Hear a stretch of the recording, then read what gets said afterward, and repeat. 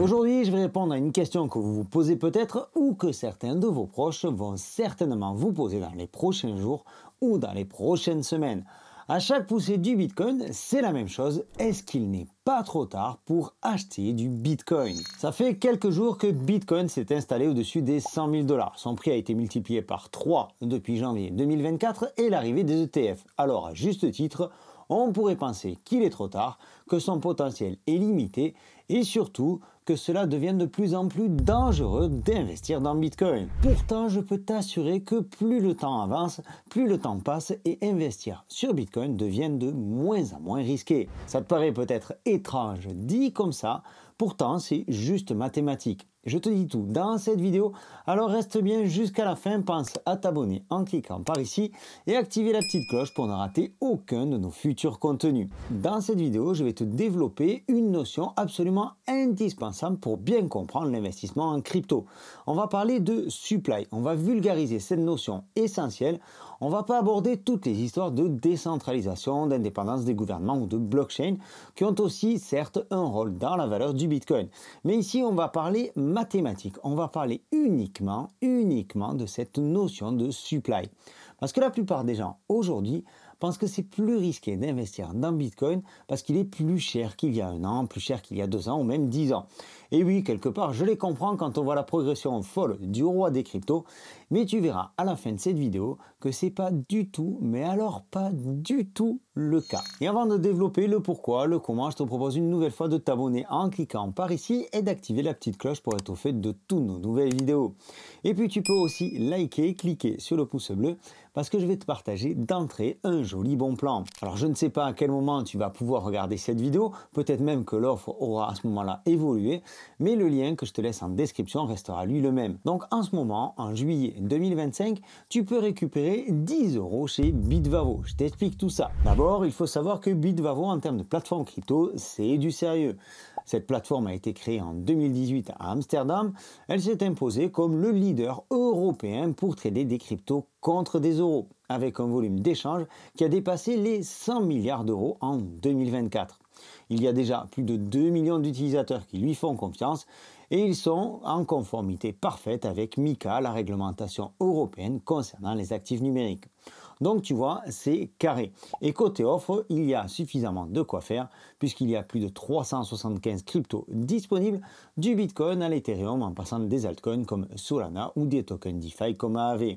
Tu peux acheter, vendre, staker pour des rendements jusqu'à 15% sur certaines cryptos ou même faire du lending pour les revenus passifs. Les frais sur Bitvavo sont parmi les plus bas du marché et comme ils sont régulés, tu as zéro problème si tu veux retirer tes cryptos en euros sur ton compte bancaire. Parce que oui, il va falloir à un moment ou un autre penser à l'après-bull run. Et actuellement, Bitvavo te propose de récupérer 10 €. Pour cela, il te faudra consacrer 3 à 4 minutes de ton temps. Tu t'inscris avec le lien que je te laisse en description, tu vérifies ton identité, tu déposes 1 € pour valider ton RIB, puis 10 € pour en récupérer 10 de plus. Je l'ai fait, c'est instantané et tu peux les retirer immédiatement.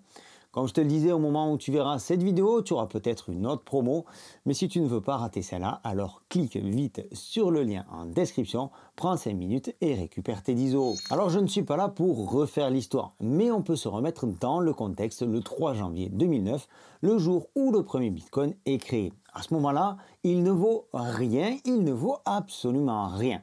Personne n'en veut, c'est un truc de geek, il faut des compétences énormes pour en acheter, pour le stocker, ça n'a finalement aucune valeur dans la vie réelle, etc., etc., etc. Ce sont autant d'arguments justifiés qui vont coller à la peau de Bitcoin pendant de nombreuses années. Seulement, le principal problème de Bitcoin en 2009 ne se situe pas du tout autour de ces questions-là. La fabrication de Bitcoin, le minage implique de résoudre des énigmes crypto pour valider et enregistrer les transactions sur la blockchain. Le protocole Bitcoin prévoit la création d'un nouveau bloc toutes les 10 minutes environ. Pour chaque bloc extrait avec succès, les mineurs reçoivent une récompense de bloc. Et le Bitcoin fonctionne sur un modèle déflationniste, contrôlé par un plafond qui lui est fixé à 21 millions de pièces. Tous les 4 ans, à quelques jours près, la récompense des mineurs est réduite de moitié. De 2009 à 2012, les mineurs recevaient 50 bitcoins par bloc. Ensuite, cela s'est réduit à 25, puis à 12,5 bitcoins à partir de 2016. 6,25 bitcoins par bloc à partir de 2020 et depuis le mois d'avril 2024, il y a seulement 3,125 bitcoins qui sont produits à chaque validation, c'est-à-dire toutes les 10 minutes. Chaque jour, quel que soit le prix du bitcoin, il y a 144 blocs qui sont ajoutés, 144 blocs qui sont validés. Donc, lors de la première époque de bitcoin, il y avait, tiens-toi bien, 7200 nouveaux bitcoins sur le marché chaque jour. Et ça a duré pendant quasiment 4 ans, de janvier 2009 à novembre 2012. Pendant cette période, il y avait beaucoup plus de bitcoins disponibles à la vente que d'acheteurs potentiels. Et ça, c'est un principe de base du commerce. Si tu inondes le marché d'un produit, tu ne peux pas le vendre cher, parce qu'il y a plus d'offres que de demandes, c'est tout simplement mathématique. Seulement à cette époque, au début du Bitcoin, il y a aussi un point important à prendre en compte. Parce que dans ces années-là, les gens qui s'intéressent au Bitcoin sont relativement peu nombreux. Ils sont une poignée de convaincus, de développeurs à faire vivre le projet. Ils sont peu nombreux à miner du Bitcoin. Il est donc logique que chacun d'entre eux détienne une part importante de Bitcoin en rapport du nombre de Bitcoins en circulation. Alors essaie une nouvelle fois de te mettre dans le contexte.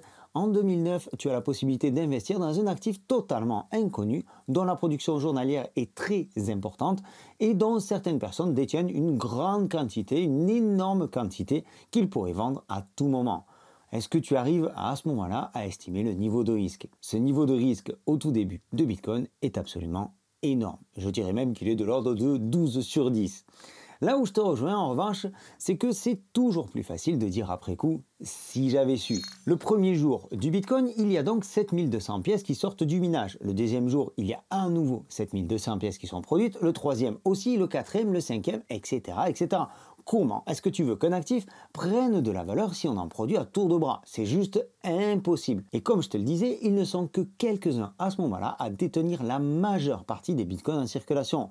Ces gens-là peuvent alors décider d'inonder le marché en quelques secondes, passer la totalité de leur bague à la vente et faire cracher tout le projet. Aujourd'hui, avec le recul, on peut leur dire merci parce qu'ils ont su qu'il valait mieux garder leur précieux Bitcoin le plus longtemps possible et c'est certainement grâce à leur conviction que tout ce qu'on est en train de vivre aujourd'hui existe. En octobre 2012, dans l'anonymat le plus total, Bitcoin atteint son point de bascule. Il reste désormais moins de bitcoins à produire que ceux qu'il y en a déjà en circulation. Dans le même temps, le nombre de mineurs a explosé. Ils sont désormais beaucoup plus nombreux à se partager les récompenses. Alors, tout rentre dans l'ordre. La suite de l'histoire, on la connaît. L'adoption s'est accélérée, la demande a grossi, tandis que de l'autre côté, la production continue de se réduire tous les 4 ans. Il y a donc aujourd'hui beaucoup moins de risques d'investir dans Bitcoin qu'il y a 15 ans. En 2009, il restait 100% des bitcoins à produire. Aujourd'hui, il en reste moins de 6% à sortir des fermes de minage. Je ne sais pas si tu te rends compte. Il y a 12 ans, en octobre 2012, il restait encore 50% des bitcoins à produire. Aujourd'hui, seulement 6%. Et toi, tu as la possibilité d'investir dans un actif qui devient de plus en plus rare. Pour produire les 6% de bitcoins restants, les 2,1 millions de bitcoins restants, il va falloir encore attendre jusqu'en 2140. La production quotidienne devient de plus en plus limitée, avec un rythme, comme je te le disais, de 3,125 bitcoins par bloc. Cela nous donne seulement aujourd'hui 450 nouveaux bitcoins produits chaque jour. Et puis il y a aussi tous ces investisseurs, toutes ces boîtes qui ont pris conscience de cette mécanique complètement à l'opposé du système financier traditionnel et qui investissent à tour de bras sur Bitcoin. Parce que si on compare Bitcoin à l'euro, au dollar, au yen ou à n'importe quelle autre monnaie fiat, on comprend vite de quel côté se situe le risque. Les banques fédérales continuent année après année d'imprimer du papier et de créer de l'argent de toutes pièces par le jeu des taux d'intérêt, de l'inflation et compagnie. Ce qui dilue considérablement la valeur réelle de la monnaie, ce qui réduit le pouvoir d'achat au final. Alors je te pose la question, est-ce qu'il vaut mieux investir dans un actif dont la production est limitée ou illimitée? Est-ce que tu préfères investir dans une Casio de fabrication industrielle ou dans une Rolex en série limitée? À ton avis, qu'est-ce qui a le plus de chances de prendre de la valeur dans le temps? Aujourd'hui, Bitcoin ne peut plus être vu comme une seule entité dans son coin. Ça, c'est fini. Aujourd'hui, Bitcoin a atteint ses lettres de noblesse et il faut le considérer comme un actif à part entière, c'est-à-dire en comparaison avec un autre actif de la vie réelle comme l'euro, le dollar ou encore les métaux. Et on entend assez souvent dire que Bitcoin est l'or numérique. Si l'on met de côté les applications de l'or en tant que métal, ce qui est intéressant et qui fait une partie du parallèle avec Bitcoin, c'est que la quantité d'or disponible sur notre planète est limitée. Lors de la ruée vers l'or, on ne va pas dire qu'il suffisait de se baisser pour ramasser quelques pépites, mais il y avait beaucoup plus d'or disponible à la surface de la planète. Aujourd'hui, il faut mettre en œuvre de très gros moyens pour une production qui de l'autre côté ne cesse de chuter et une demande qui, elle, ne cesse d'augmenter. Exactement comme Bitcoin, l'or a une supply limitée sur notre planète. Une quantité limitée et c'est ce qui lui confère une bonne partie de sa valeur. Alors non, je ne pense pas qu'il soit trop tard pour acheter du Bitcoin. Tout dépend à quel horizon de temps on se positionne. Ça, je te l'accorde.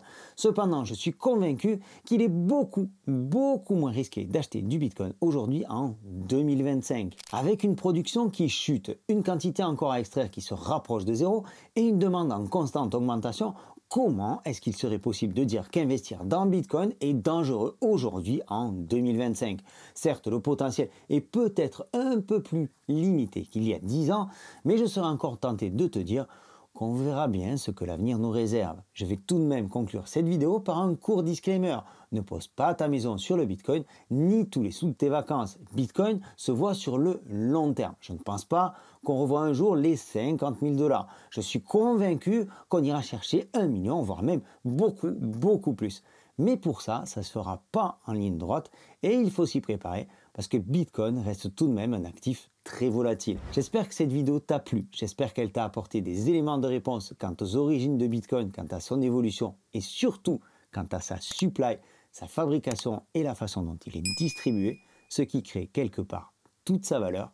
Je te souhaite une excellente continuation, je te donne rendez-vous dans une prochaine vidéo. D'ici là, prends soin de toi et de tes cryptos. Ciao!